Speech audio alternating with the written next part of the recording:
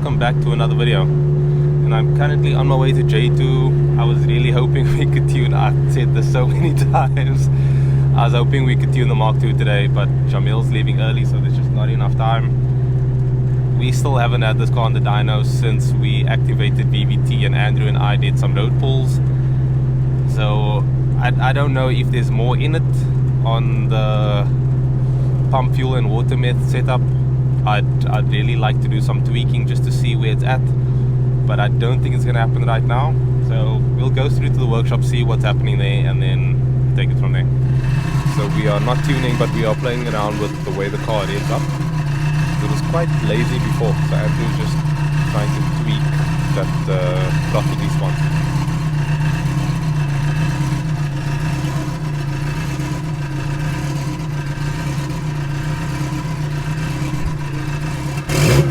Oh, that's so much quicker.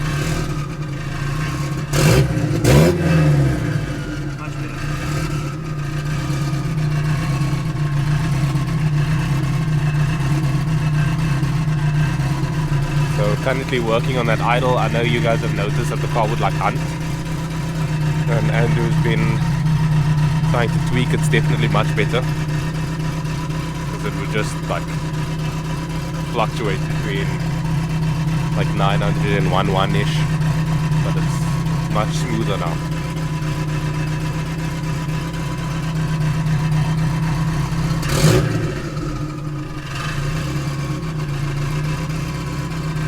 Yeah, it's catching it nicely now.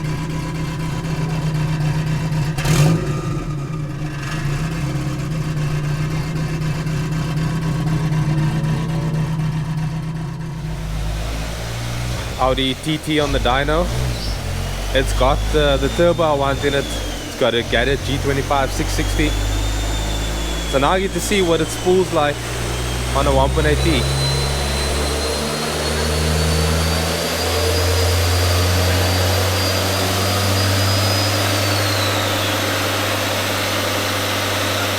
Compression is slightly lower on these VAM engines, 9:1.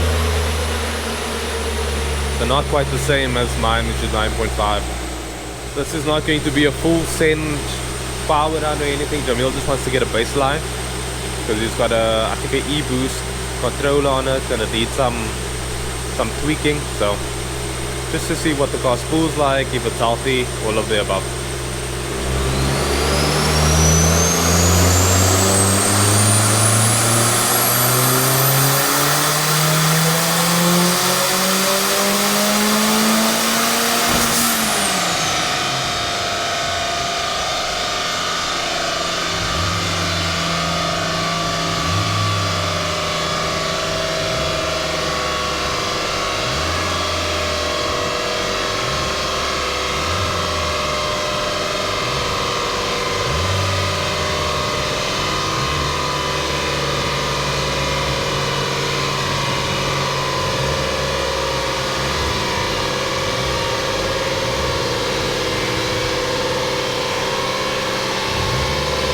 The torque is large, but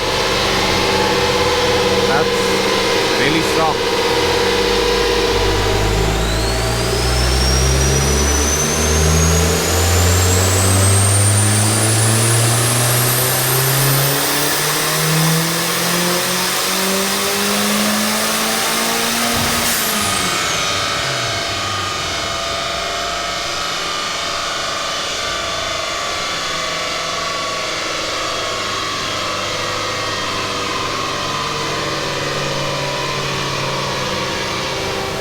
That's what the graph looks like.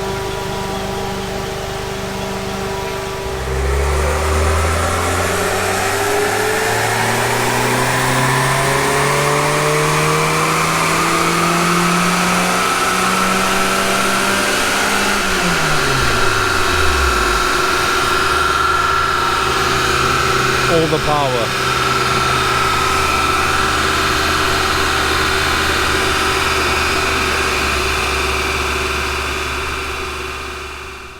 Okay, so this wasn't supposed to happen today, but I bought EMU Black a few weeks ago because Andrew said I should.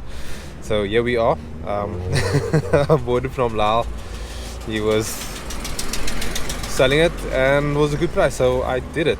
The reason is I'm not just like out here buying things, but my dad needs an EMU as well, so I thought I'd upgrade and then he can get my Classic, so it just works out. So Andrew's currently trying to deepen and get this in there, so it should be a fairly, fingers crossed, a quick swap. So this is what I had in before, Classic, and this is what's going in now. It looks a lot fancier than this.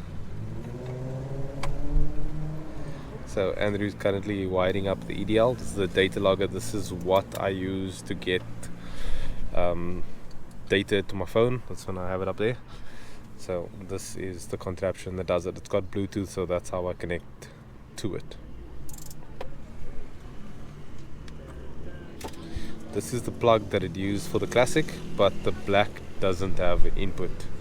So Andrew's having to like actually wire this in to the main plugs. Okay, so it needs extra 12 volt, and that wasn't in the previous pinout. So Andrew's basically just swapped out from the one plug to the other to get it working, and it just needs extra 12 volt. So part of the reason why I'm swapping to the black is for drive-by-wire. It's just a nice upgrade, and my current pedal assembly is not ideal, so going drive-by-wire gives me a little more options, and I can do clutch switch things for proper no-lift shift and all of those fancy little bits and bobs. And it has CAN bus, so it opens some more opportunities further along the line. And it's alive on the EMU Black. Not bad at all.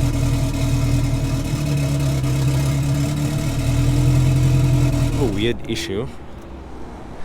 If I switch the ignition off, the fan comes on, but we can't understand why.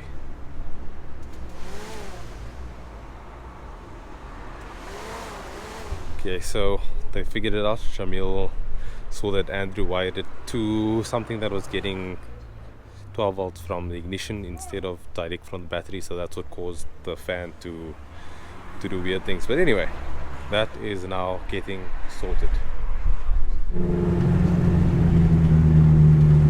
I get to pick up this video with some good news.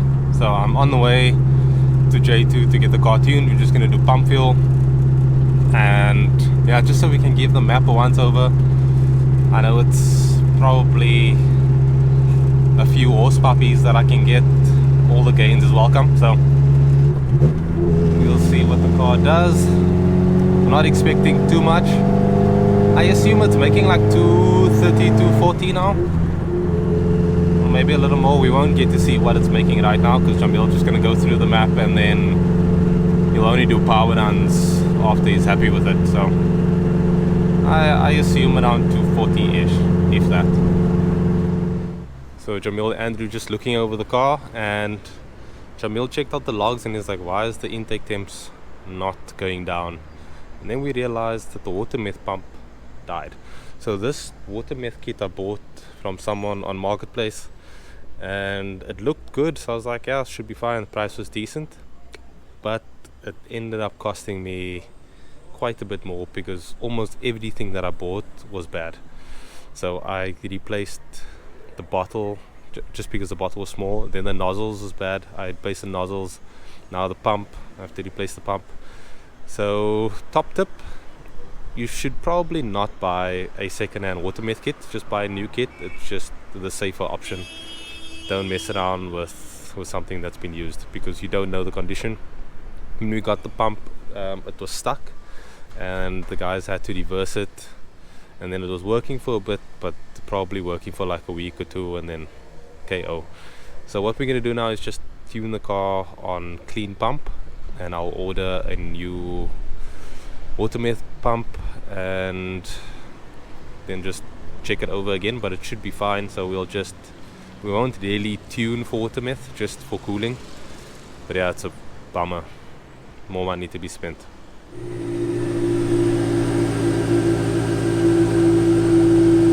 1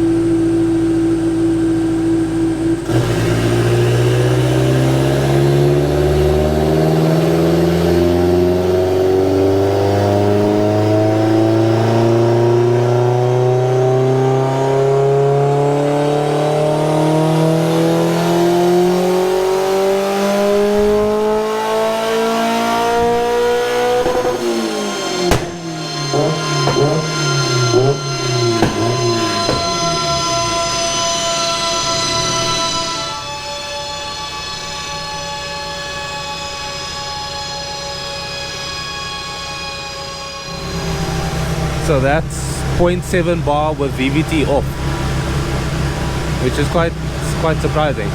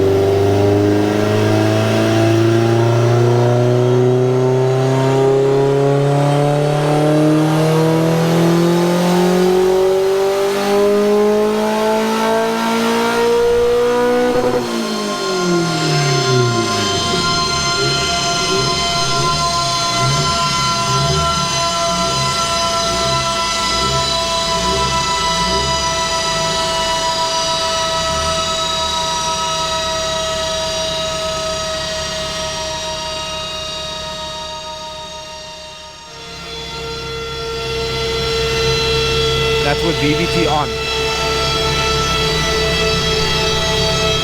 So that's with VVT on. It makes somewhat of a difference. There's a gain in torque and a little bit, like, yeah, not that much, not as much as we thought it would be, but there is some difference.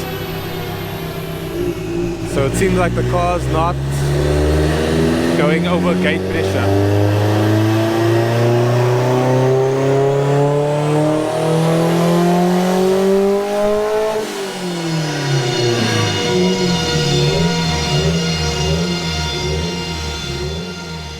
So we were just running the car on gate pressure. So when we moved from the Classic to the Black, the boost table didn't move over because they are slightly different.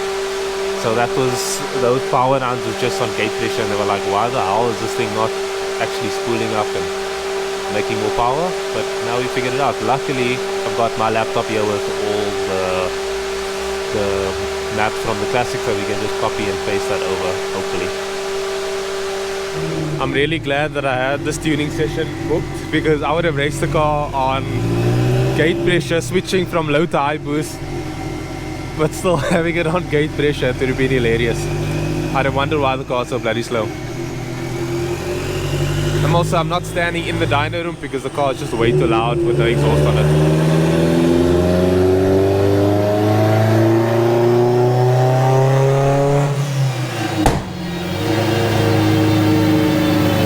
Way too loud.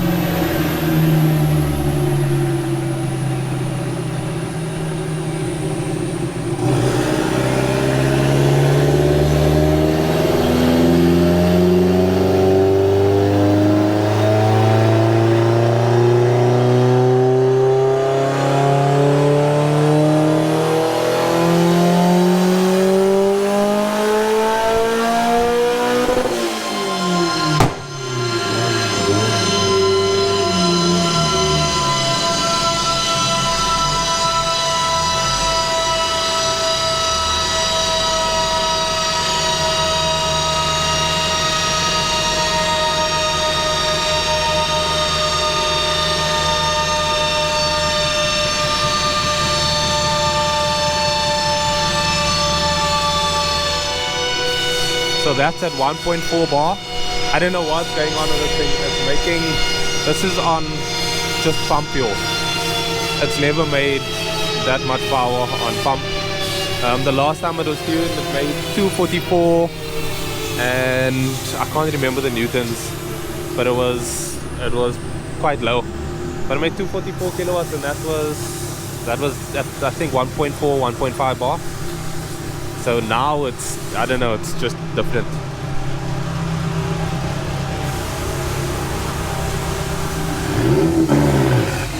I just realized why it made more power. So the last time we ran the car on pump fuel, it had the exhaust on it. So now the exhaust off, it makes more power. People say that taking the exhaust off doesn't make a difference, but with this turbo, It clearly does. So I thought the car was running with a lot less power. Someone asked me the other day how much power was it making. I was like 240, 250. Which is, I mean, it's a little bit more.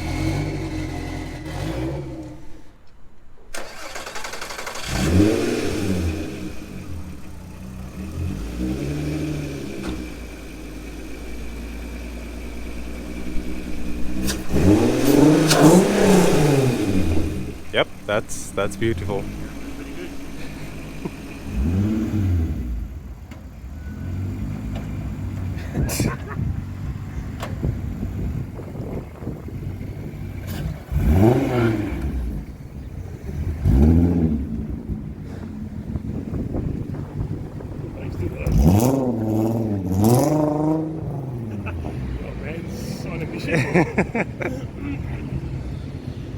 Yeah, it sounds fantastic. Sounds great, eh?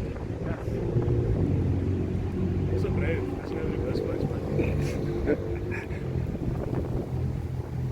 I'd love to hear just like a full on just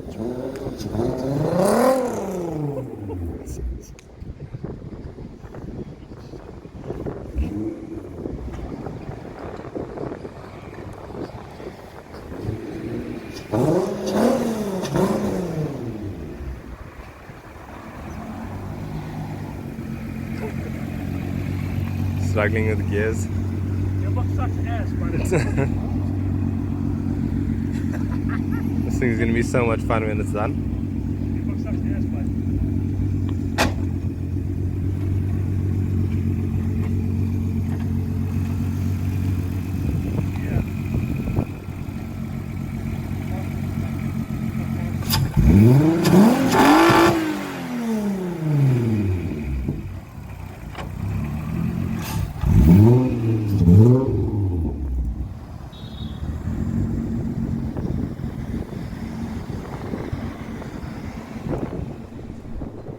So I am going to try and improve this bracket. I'm going to switch to the Torx 4-port, 3-port mounting bracket, so that should clean this up quite a bit.